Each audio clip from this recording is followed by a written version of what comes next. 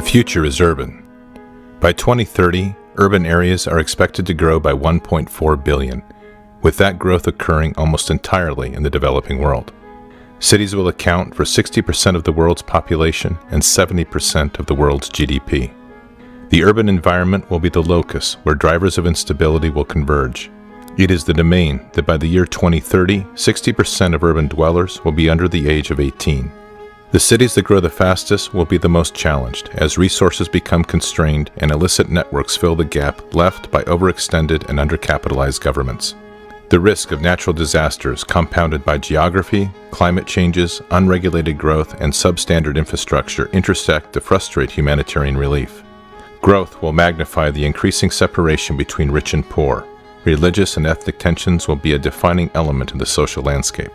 Stagnation will coexist with unprecedented development as impoverishment, slums, and shantytowns rapidly expand alongside modern high-rises, technological advances, and ever-increasing levels of prosperity. This is the world of our future. It is one we are not prepared to effectively operate within, and it is unavoidable. Megacities are complex systems where people and structures are compressed together in ways that defy both our understanding of city planning and military doctrine. It is an ecosystem that demands a highly agile and adaptive force to successfully operate within. Infrastructures will vary radically, with concentrations of high-tech transportation, globally connected air and seaports, contemporary water, utilities, and waste disposal intermixed with open landfills, overburdened sewers, polluted water, and makeshift power grids. Living habitats will extend from the high-rise to the ground-level cottage to subterranean labyrinths, each defined by its own social code and rule of law. Social structures will be equally challenged if not dysfunctional, as historic ways of life clash with modern living, ethnic and racial differences are forced to live together, and criminal networks offer opportunity for the growing mass of unemployed. This becomes the nervous system of non-nation-state, unaligned individuals and organizations that live and work in the shadows of national rule. Where physical domains can be seen, digital domains will have limitless potential to breed and expand without limit.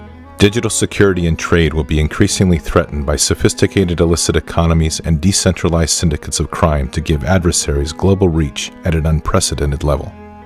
This will add to the complexities of human targeting, as a proportionally smaller number of adversaries intermingle with a larger and increasing number of citizens. The scale and density of these domains is daunting. In a city of 10 million, where you hold the support of 99% of the population, the remaining 1% represents a threat of 100,000. It is an environment of convergence, hidden amongst the enormous scale and complexity of the megacity. These are the future breeding grounds, incubators, and launching pads for adversaries and hybrid threats. Linked globally, these are man-made labyrinths that provide refuge and movement across the vast sections of these cities where alternate forms of governance have taken control. The advice of doctrine, from Sun Tzu to current field manuals, has provided two fundamental options. Avoid the cities, or establish a cordon to either wait out the adversary or drain the swamp of non-combatants and engage the remaining adversaries in high-intensity conflict within.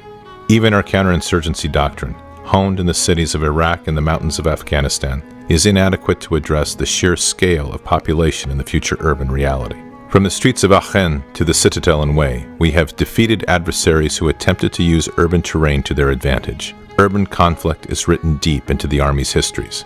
But in tomorrow's conflict, these megacities are orders of magnitude greater in complexity, and our current options do not meet strategic ends. Our future operations must allow us to rapidly return the city to the people. They will be too large and complex to isolate or cordon in their entirety. Yet our soldiers will have to operate within these ecosystems with minimal disruption and flow.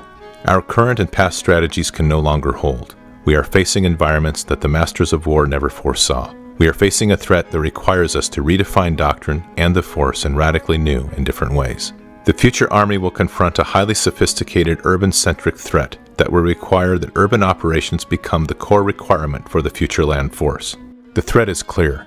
Our direction remains to be defined. The future is urban.